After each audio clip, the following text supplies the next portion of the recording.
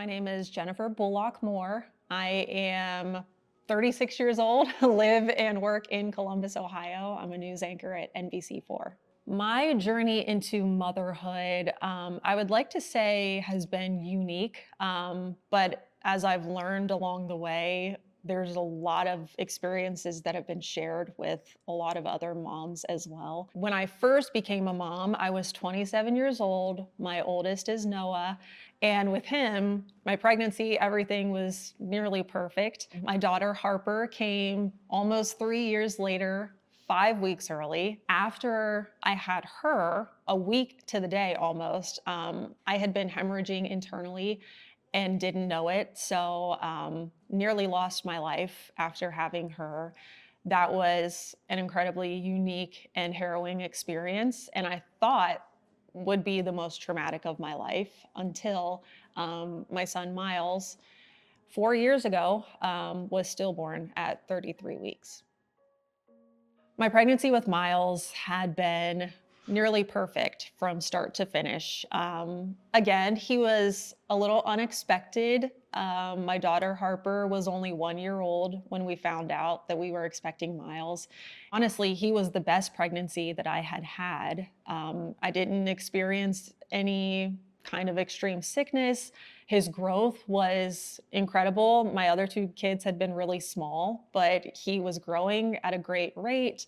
All of his appointments, all of his checkups, his ultrasounds, he looked fantastic. So honestly, until that moment when we found out that he had no heartbeat, everything with him had been absolutely perfect. For me, the really significant moment was all of the waiting.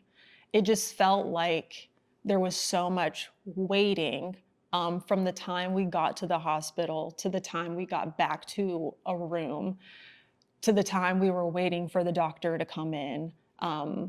It felt like there wasn't any urgency. And for me, it felt like an emergency when I told, the front desk receptionist that I haven't felt my baby move today. There was no urgency. There was no get back to a room, call the doctor, code whatever. It was have a seat. We waited and we waited and we waited. And it just felt like I and my husband were the only ones who felt like there needed to be a faster response. There are a lot of things I remember about my experience in the hospital and leaving the hospital. I think what stays with me the most to this day, over 4 years later, is the last time sorry, the last time I handed him off to the nurse. And my husband and I walked out of the room, and that was it. I'm a very faith-filled person, and so I know that Miles is always with us, and that what happened here on this earth is not the end. That I'm looking forward to an eternity with him once again when the time comes, but there's just something so wrong about carrying a child for 33 weeks or however long it may be, delivering him, even if it is a silent delivery, and then giving him to someone and turning around and walking away. We chose to have Miles cremated, and we have his ashes with us at home, and we have a little place for him that we're able to, acknowledge him each and every day. But there's just something about knowing that I'll never get to feel him again in the way that I did, at least when I held him. Even though his body was lifeless and it was cold, there was just something about saying goodbye and knowing that nothing would ever be the same after that. I had Miles at what I always considered to be one of the best hospital systems in the state of Ohio.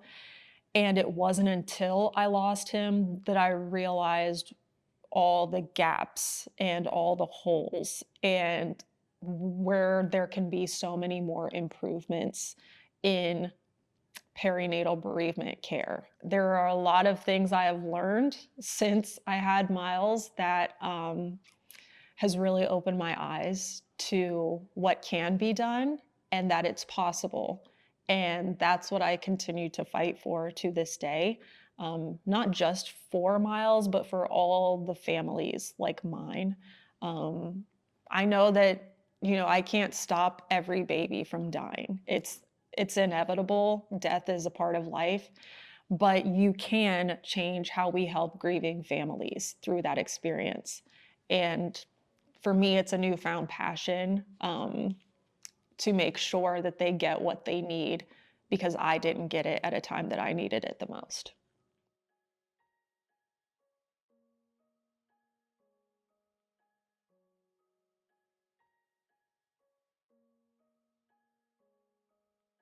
Miles's mission is a nonprofit organization that my family started in Miles's name. It was actually my dad, Miles, his grandpa, we call him Nono, who said that he really felt led, that he felt it, in his soul, laid on his heart, that we needed to do something as a family to continue to honor Miles after I had told him and the rest of my family that I didn't want my baby to be forgotten. So, as we continued to educate ourselves and learn more about some of those moments and experiences that we had that could have been prevented, we decided to dedicate this nonprofit to educating, raising awareness, and gathering more resources for families like ours who have gone through unexplainable, unimaginable losses, but also making sure that we are targeting the systems that are in place,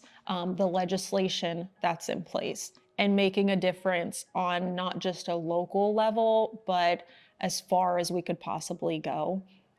We, fought to make sure that the state of Ohio recognizes Stillbirth Prevention Day on September 19th to make sure that that funding comes in so that hospitals have what they need to take care of these families who are grieving. But we also want those families to know that they can come to us for help as well. So we put together boxes with bears and books and candles and all kinds of things so that their babies aren't forgotten either, so that they don't feel overlooked. And we're in the middle of building Miles's Mission Memorial Park right now in Zanesville, which just is such an overwhelming feeling and experience to know that my son's name is going to be engraved in stone. And that's part of his legacy, that these families will have a place, if they didn't get a chance to bury their child, a place to come to remember and reflect and hopefully find a little bit of peace, but also connection, to know that they're not alone in this, that they have support, and that they have a place they can go to find that hope that they maybe feel like is missing. When I first lost Miles, I just consistently said, I don't want him to be forgotten. I don't want anybody to forget that he was real, that his life mattered. When we talk about Miles's mission, reaching different cities, different states, different countries, um, I never could have imagined that my little boy, who never took a breath on this earth, is making such an impact in so many lives, in so many cities, in so many countries. As a mom, all you want is to know that your child is making a difference and that they have left a lasting impact on the world and on people around them.